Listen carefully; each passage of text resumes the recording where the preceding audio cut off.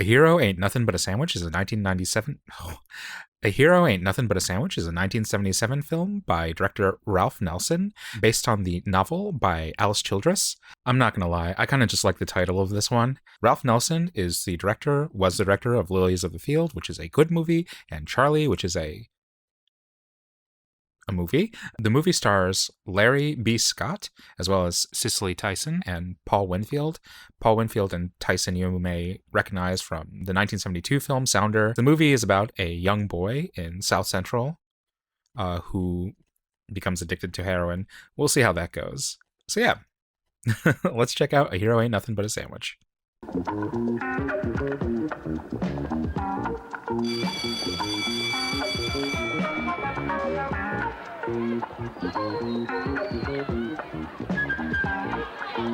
Historical 70s fashion. Nice. $0.75 for a smoke plus a little taste of wine. Smoke on fine. Just guys being dudes. I'm a little short. I dig it. Man, it looks hot. I miss seeing this kind of perspiration in films. I mean, you catch it in independent films, sure, but I mean, when's the last time you've seen a depiction of like an American city where people are actually sweating?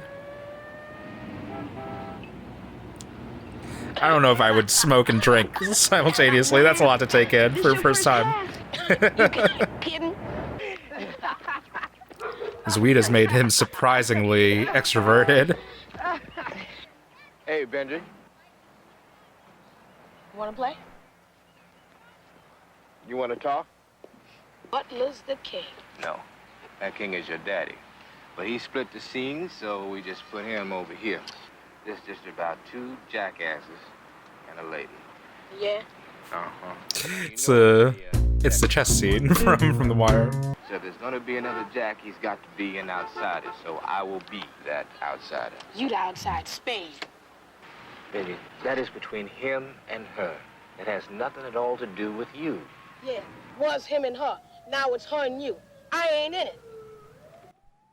Yeah, probably not the best way to frame this for him. He means it's not your fault.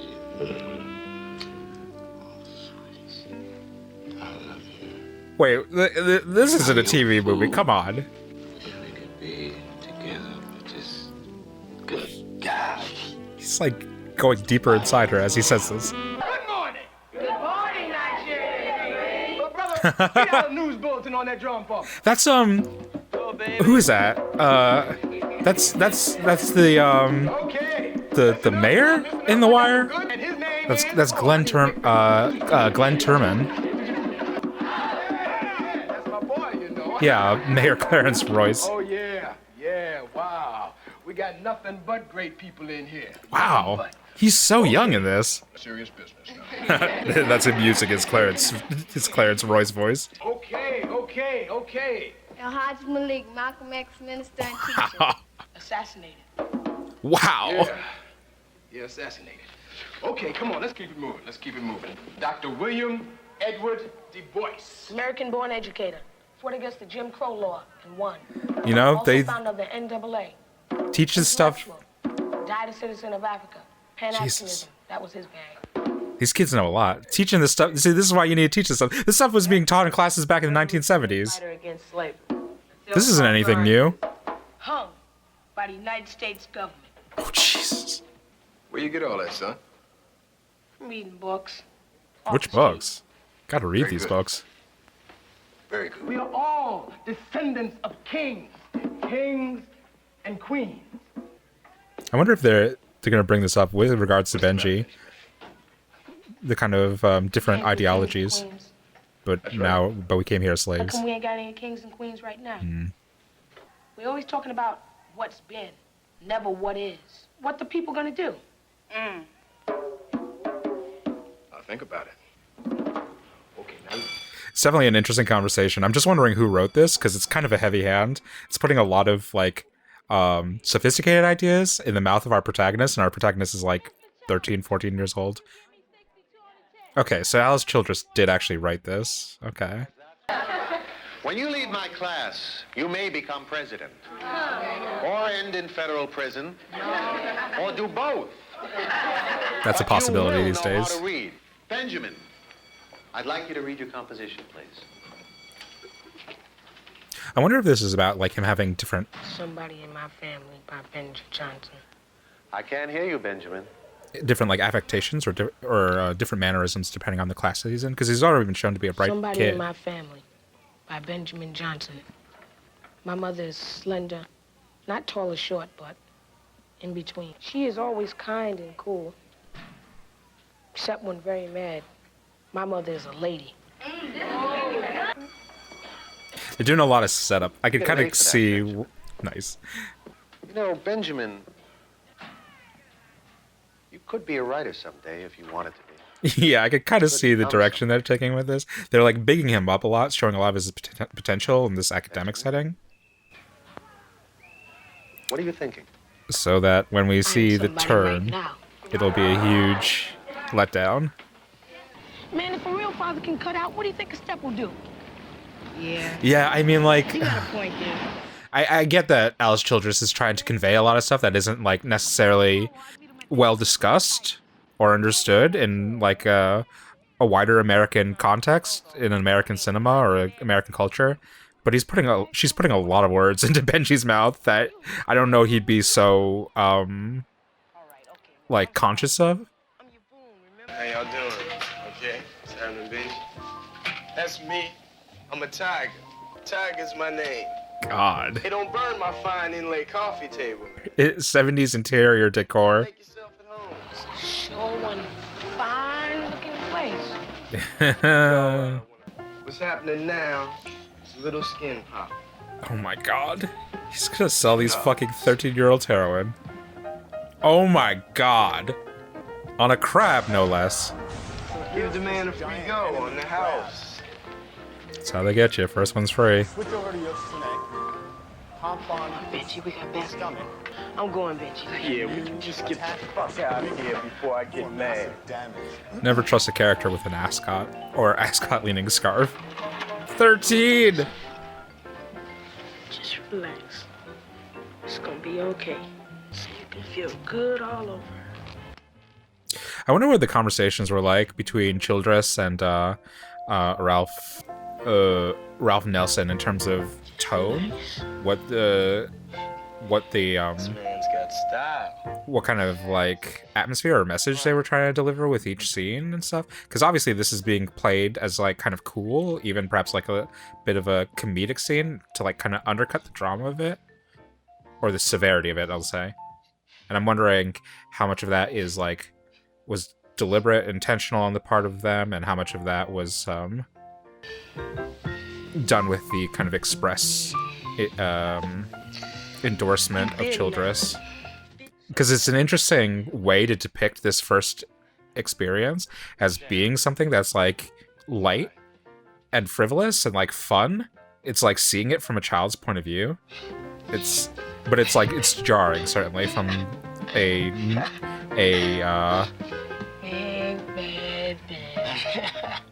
commonplace depiction of drug usage in film or drug depiction in film.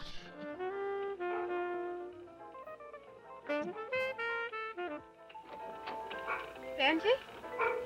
Come here, Benji. You think getting after you is my favorite way to spend my time? No, I know it's not your favorite. Can I have a sandwich?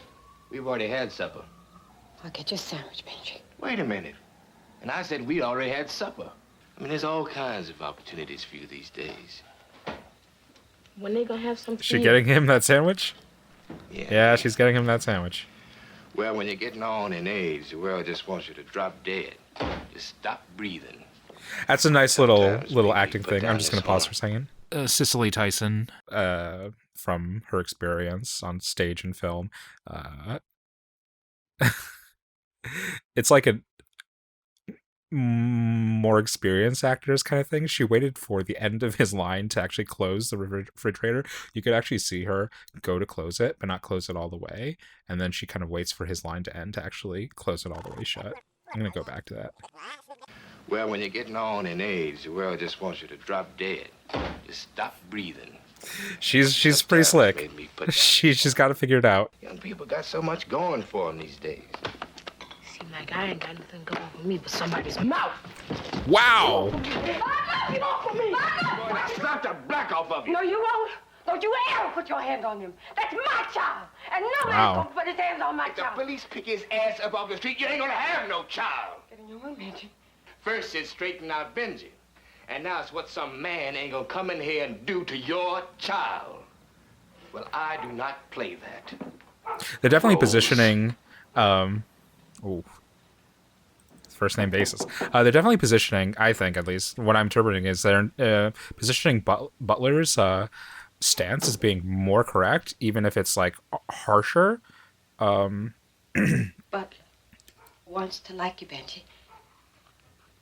But it's an interesting kind of cultural artifact that Yes, ma'am. by doing that, they're also like tacitly condoning his position of like corporal punishment, of using physical punishment to reinforce his position.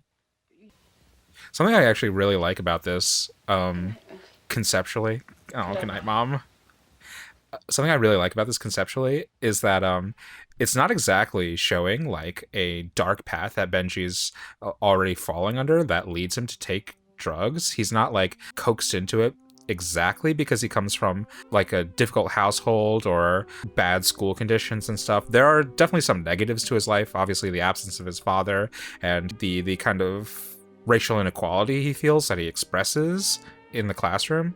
But he is shown to have a mostly supportive household, a loving mother who he acknowledges as a loving mother, and a stepfather that he kind of doesn't fuck with, but isn't straight out like horrific to him.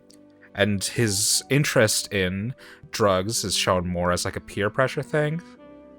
It's just a different like narrative take. If anything, he's interested in drugs because he's smart, he's bright, and he's curious, and that somehow gives him a greater disposition to experimenting with stuff, including drugs. But today, in your honor, I'm having a tuna fish sandwich on white bread. Look, I know I'm whitey. But even with all the pill popping, with all the uppers and with all the downers, if I do so much as call a kid a junkie, I have to fight the PTA. I have to fight the principal. I have to fight you. Both you and the principal should get out. Let the school be wall-to-wall blackness. Ah, He's a hotep. segregation in reverse. No. We're not gonna get to this fucking conversation. The truth is that there's a drug situation in this school. But everybody plays it real safe. Nobody wants to say anything. It's an interesting like kind of dialogue that they're having. That's like you preach the conflating glories of Africa. different Clean up the issues. local drug situation by yourself. Huh? Oh, because none of your children go here to this school where you make your living, where you teach. It becomes all of a sudden my local drug problem, huh? Well, thanks a lot, buddy. You know, you're a real pain in the ass. I'm wise. You know, I have Benji. I'm gonna pause for a second. Pause. That was like an interesting conversation that they were having, because it seemed like it was conflating different issues that don't seem like they'd be related to each other, and perhaps narratively to an audience they aren't, but they kind of are in a social sense, and it's hard. It's what makes it harder to parse out about it. Because I could definitely see a take that Cohen's position is right, and I could see a take where Nigeria's take is correct, or and it's really a matter of like which community is being represented by their talking points. So Cohen believes that there's a drug problem in the school, and probably there actually is, and he wants to do something about it. The issue with that, with him coming in as an outsider, is that he's perceived by Nigeria, and Nigeria representing what he believes is like the thoughts of the black populace of the school, that if he tries to stamp out the drug problem or come down on the drug problem, it'll be handled by white institutions or by white authority, and it won't have the same degree of empathy or in community like self-policing or self-treatment that Nigeria envisions for this school. So when Nigeria says that he wants a separatist identity for the school, that he wants it to be all black, what he's saying that is that he wants like safe community, and he wants them to help each other and to have a community with each other that doesn't involve outside interference and outsider perspective. And so he wants to protect his community in that way. And so they're both arguing from a position of trying to protect this community. I think Cohen sees the direct threat to it as being the drug problem, and the drug problem probably is a direct threat to this school and to its children. And Nigeria sees the threat as outside interference and the history of white people trying to manage and control black lives and black communities, and that is definitely a real issue.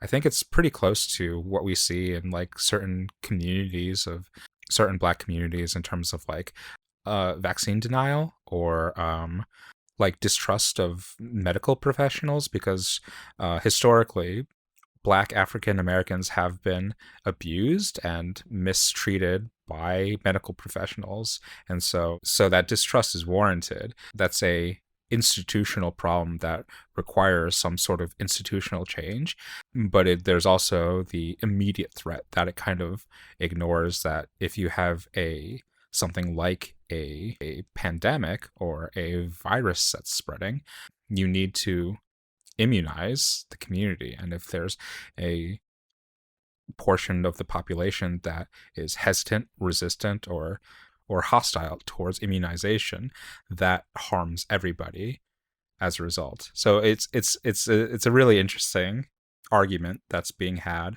about what's like an immediate threat, what's an institutional threat, what's like a short-term threat and what's a long-term threat, and how sometimes like how we prioritize what is a short-term threat versus a long-term threat is how some institutional biases or hierarchies can be reinforced, like racism, where you need to solve the medical crisis first, and so the racial crisis gets put on the back burner, and you just keep on doing that historically over generations upon generations, and that's why there's so much hostility and distrust in the community as a result.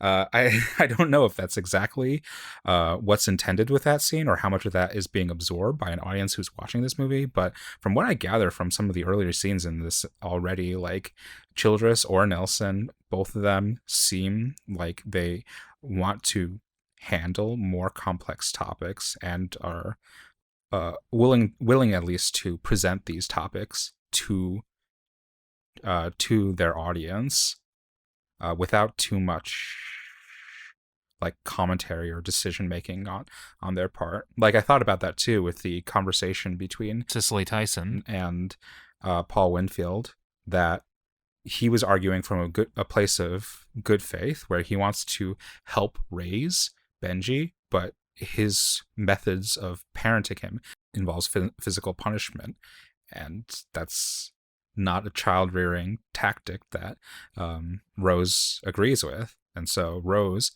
is also engaging in this argument where she wants to be protective of Benji, but her protectiveness over him might be giving him might be forming conditions where he can go out and do drugs with it going under the radar.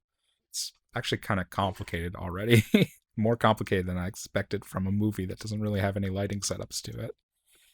Okay, starting in 3, 2, 1, start. Treat me right. I treat you right. Y'all have a taste on me. I don't shoot shit, man. Who the fuck are you? Don't try to be treating everybody with a hit. You can ease the pain just a little bit. Just dropping it to him every now and then. Make yourself some bread, too. I actually wonder if this, the conversation that's going on right now, if This is a conversation that I was having previously. If Benji is taking hits because he's curious, because he's depressed, or because he is euphoric. Because he talked about with his friend that he wanted to look for something that would get him up. And I postulated that earlier that his curiosity, his like big mind, is what kind of predisposes him to experiment with drugs. But then there's also this thing that this drug dealer said that a bunch of people out there are Benji, wake up. are like low What did you do with your grandmother? or sad, and this is gonna help ease the pain, or are in pain, and this helps them ease it. All right, explain me this. I didn't take it. It's late. I did. It's late, by the way. I tried to be a father to you. I got Yeah, me a that's father. fair. Where is he? In that picture there. Don't need no more father than what I got. Jesus. Jesus, Jesus, Jesus, Jesus, Jesus. Just remember you're talking to a 13-year-old kid. When I get hold of some money, I'm gonna give Grandma 30 times what Oh, she no. wants. 30 Oh, times. no. What's lost is not money. Yeah. Benji. It's pride. And you don't have enough for yourself, let alone any to give away. This a no jive prayer.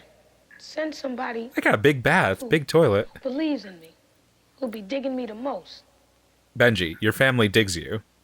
Show me. Like people say. So I guess he's looking for a paternal A figure. He's sign. looking for his dad back, maybe, if we want to psychologize this. And he's resistant to accepting Butler into his life. And that's like, not maybe the root cause, but a contributing factor into why he decided to, why he's become predisposed to trying out heroin. God somewhere else. Listen, how'd you like to run some errands for me?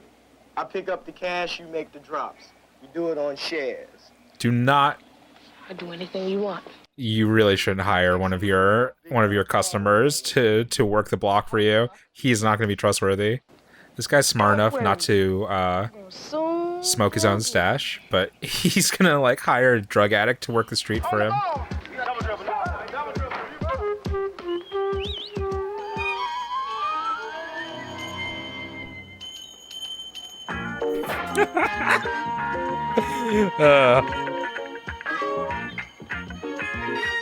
LA certainly is a place.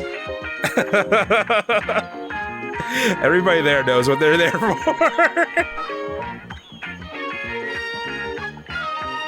Benji? Wake up, son. Come on, let's take care of now things now. Well, gotta take care of now things. Grandma know I'm in a hospital. I'm so disappointed. She knows.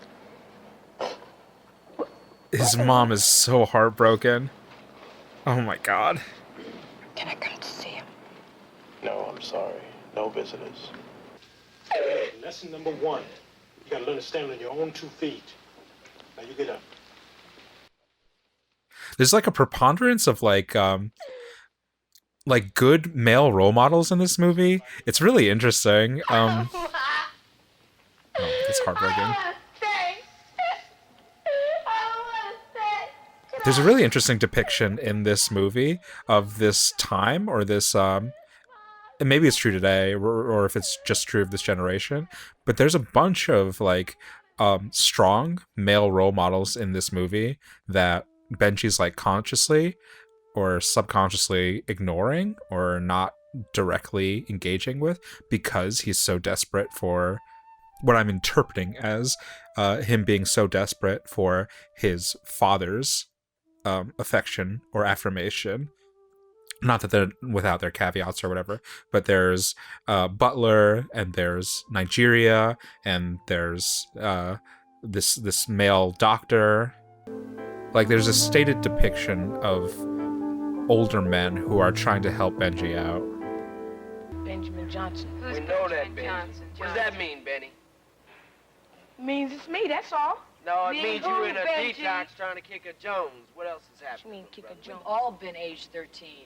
We're all dope fiends. For you to try and run a bunch of shit on us, man, is stupid. You just shut the fuck up. come on, Wait, talk to what us. did you tell us? What about you? What you running from so hard, Benji? all the kind of shit that you run from every time. Got to get that tones down. Got to run from the, and then you run the streets and it's nothing. Nobody Don't let it hurt inside, little brother, man. That pain, Let you it don't have out, to carry it Benji. alone, Benji. Man, your family fucking cares about you. You Come got on, it, Benji. Benji. You gotta let it out. Benji, another thing you gotta look at is you're not the only one who's lost a father. Yeah, it's his dad. Feels like I'm alone all by myself. You're not. He man. needs that one person that walked out on Alone him. here, Benji, and you're not alone on But the then why do y'all yell at me? Your father's gone, little brother. Do you He's know got that? to decouple that need for affection, that need for closeness with his father, and recognize that there's other people that can give it to him. Just like in school when I was reading my composition. That's why I didn't want to read it. Because I'm always talking about my mother, never about my father. How's that make you feel, man? Your own father. He doesn't have any Jesus need Christ. for you, brother. You love. in a way, I like commend this movie for bringing to light like a tough subject to tackle in a narrative setting, certainly, and to try and do it with more nuance than a lot of like drug narratives that I've seen. For my part, it's unfortunate that it's like, because this is like trying to depict something more real and less like facile or exploitative, or I mean it's kind of exploitative, like depicting a child who develops a drug addiction, but it's also like true to the experiences of Childress in this community in this era. But because it's like not trying to be so directly exploitational in its depiction, it's not trying to be like a scare movie exactly, it honestly has less of a dramatic appeal, and that just fucking sucks. Not that I'm saying that all films should be medicine, but people should. Where's Butler? Home? I wish people had Surprise. an ability to take their medicine or eat their veggies a little bit better when it comes to media consumption, narrative consumption, news consumption, everything. I don't know. We all just fundamentally have an issue with eating our veggies. It's just you and me, okay? My father said y'all be sure come to Carwell's funeral. Carwell died? Carwell's funeral? He got Just like shot? a community protest. Somebody give him a hot shot. Oh, Jesus. Hi, I'm Claire. Let's sit down. She's a psychologist, the social worker. Butler Craig. Are you the boy's father? Yes. Just say yes. I'm who he's got for a father. This is your address here. You come from a pretty historic neighborhood. A lot of famous sports people. Boxers, basketball, football players. All heroes. Hero ain't nothing but a sandwich. What do you think, Kate? Come on, level with me. Don't say it. Thinking you won't move to my block so your son can become a famous athlete. Wow. That's deeper than I was thinking. White Generation. folks don't want me near them or their school. They don't like me. It's a generation of African Americans that's deeply distrustful of gentrification, but also specifically of even more so of integration. This is a generation of African Americans that's very that where like separatist values have taken hold, that believe in like kind of closing in the ranks and building their community on their own without interference from white people, and more to the point, oppressive white systems and hierarchies and institutions, but that kind of spills over into individual white people, and especially white people in positions of power, authority, control. Yes, ma'am. Hear that, Benji? No more jive. Just honest and truthful from now on. I really like how the second half is about Yeah. trying to reform and repair, and or at least like build his relationship with Butler. That's not really what I was expecting the second half of this movie to take, because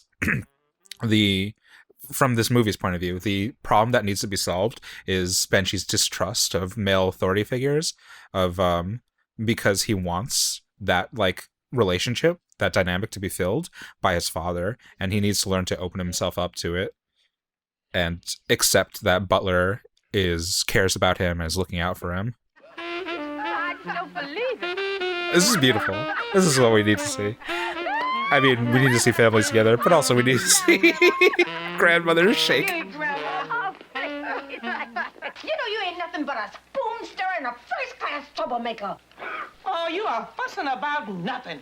And I guess this is part of the journey of addiction, and living with addiction is that it's all well and good if you're able to not relapse during good times, but it's also a matter of how you handle yourself Mama goes and closes the door. I have to stay and try to hold up the room. during hard times as well.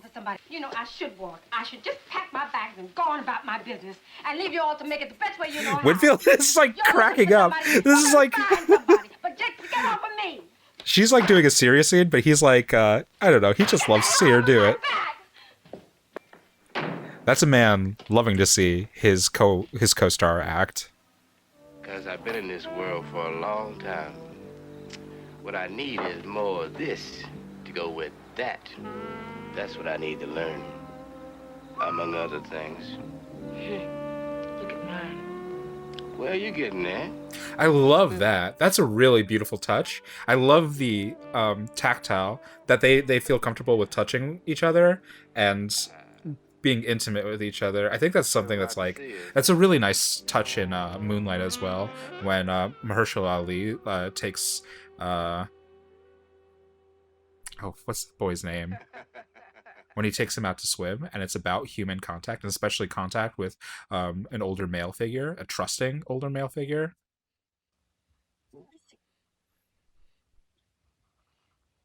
Butler is my father.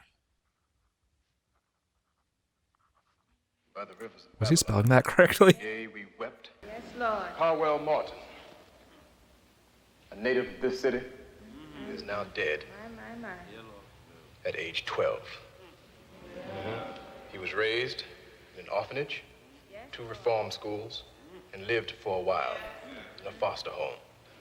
Unable to recognize his own importance, Yeah. he became lost in search of something now called a piece of the action. There is now a way of killing us off without ever firing a gun. You see, we Okay, have so been they did taught give him a hot shot. to destroy ourselves and pay for the privilege, don't you know? Our children have become their own executioners and ours. Brothers, sisters, we're too quiet. We're too quiet. Too quiet. Carwell Martin is survived by a loving foster parent, Mrs. Gloriana Whitford, by various juvenile institutions, and by millions of fellow citizens who knew him not. As one of the moneyless sons of Nat Turner. Poor as a Rastafarian against a sick and corrupt society, owning nothing of value except the breath in my body. I now promise that breath, my every word in his memory.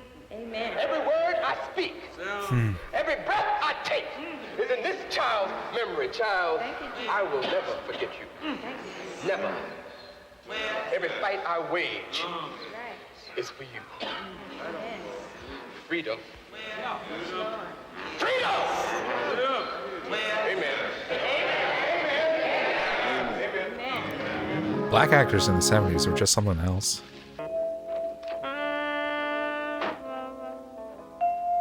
It's also like an interesting lens that this movie takes to actually go into the funeral of Carwell.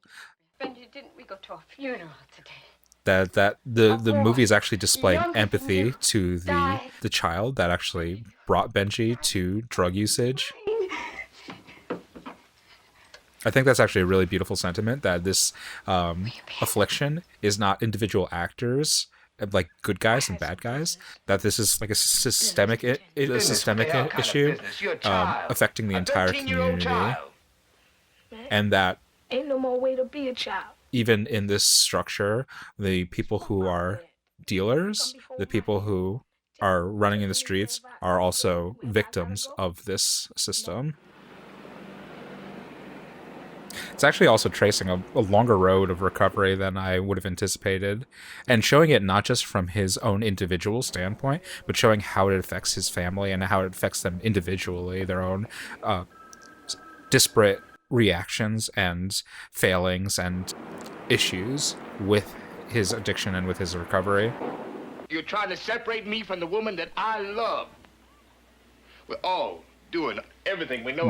Nope. Don't take off your jewelry. You little lying, no good Nope. You Nope. are beaten. I'm in an ass whipping, and you will never ever forget. It's also funny, just a small side costuming decision, that Butler wears a pocket protector. Fucking nerd. Come on, Paul, you can run faster than that. Oh, Jesus Christ. I don't think I needed this scene to solidify their relationship with each other. This feels like, I don't know, like TV drama in a movie that has been pretty nuanced up to this point. But I guess you need an ending. Addiction is kind of fundamentally a story without an ending. It's like symbolic of Benji's wish to end his life and the struggle he has with recognizing his worth, as was said in the eulogy for Carwell. And, you know, this is dramatizing Butler lifting him out of his despair. I get it. I get its utility. I understand.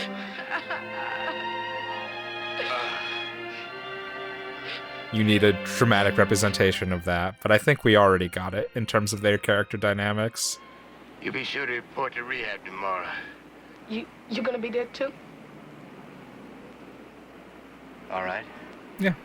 I'll take off of work early one more time. How about a couple more times? As many times as you need. Butler, you ain't the worst person in the world. Maybe I am. You're not, Benji. You have so many people who care about you. I really feel for this fucking kid. So much self-loathing. Almost out of nowhere. Drop me. And let me be dead. He has so many people who care for him. He's got to be alone sometime.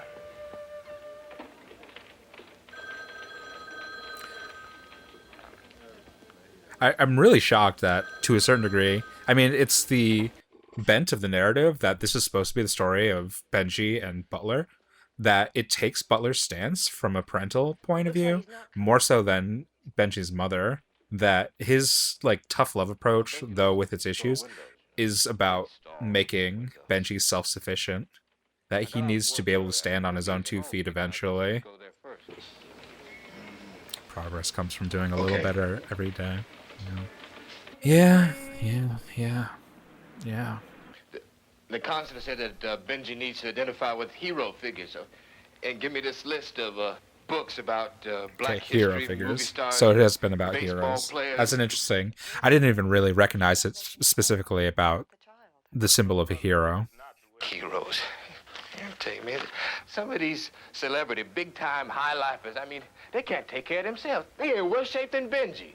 He's better off trying to learn to identify with me, who's got to get up every day and face the world. Benji say a hero ain't nothing but a sandwich, and you all say a hero is a celebrity? Well, listen to my credentials and see if I qualify for one of them hero buttons. I'm supporting 2 adults and 1 child and the United States government on my paycheck, and I can't claim none of them for a tax deduction. So don't explain me nothing about no heroes. Oh, Benji. What's happening? Did Butler used to Waiting use? for my son.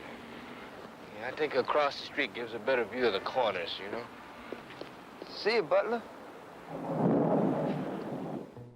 So I wonder if that's like a little biographical note or a detail that's being left unspoken that Butler used to use, and so that's why he's so impassioned about helping Benji with this stuff, and that's why he has like some sort of, to a degree, insider knowledge that Benji's mom doesn't have. I believe in you. I do. God knows I do. Come on now. that would also make sense with his line that Come on, Benji. like using isn't a new thing. Nation time. Butler!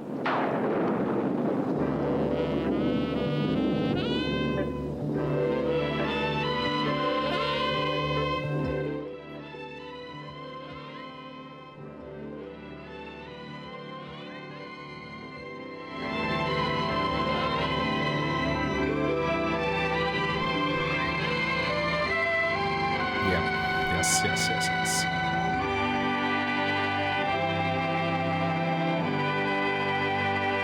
You know what you replace those needles with?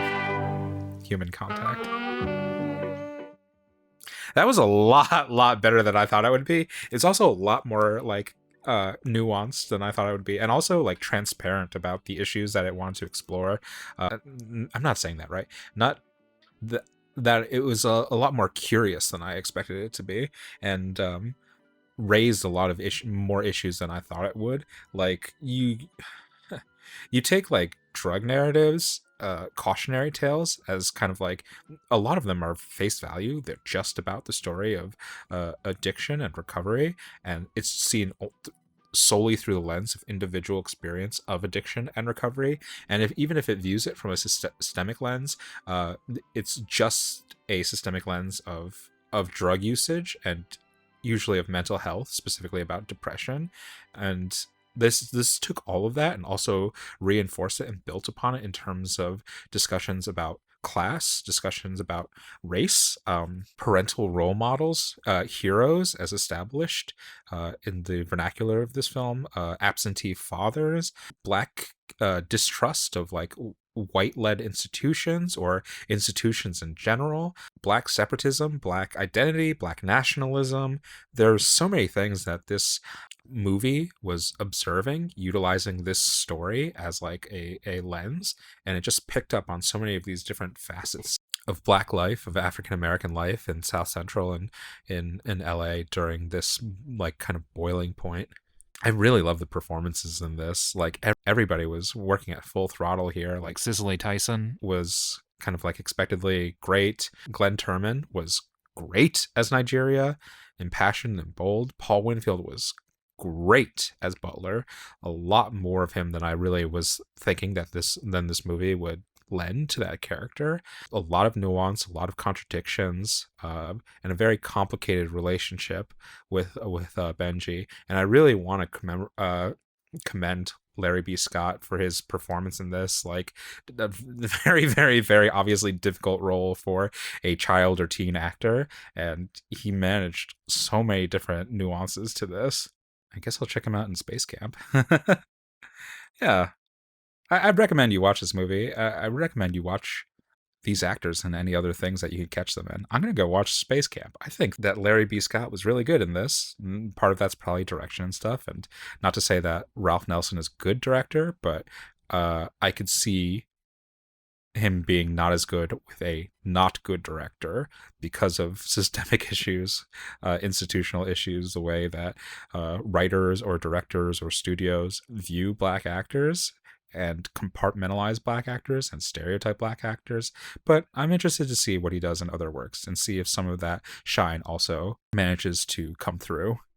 Yeah, that was A Hero Ain't Nothing But a Sandwich. It's really good. I'd recommend checking it out. And if you can, I'd recommend checking out these actors and other things because they are incredibly good at what they do. They're from a different era of performance with different like styles to them, certainly, and certainly different styles to the scripts. But if you get past those kind of like cultural bumps or differences, you'll find truly tremendous performers. Really, really great performers. Yeah, check it out. In the meantime, don't forget to click the like button and subscribe for more old, obscure, and art house films. And until next time, keep watching good movies. Yeah, I kind of feel like these critics don't know what they were talking about, but I don't know. They might know better than I. They definitely had a more specific lens to the 70s and to culture at that time, but they also probably had a white lens.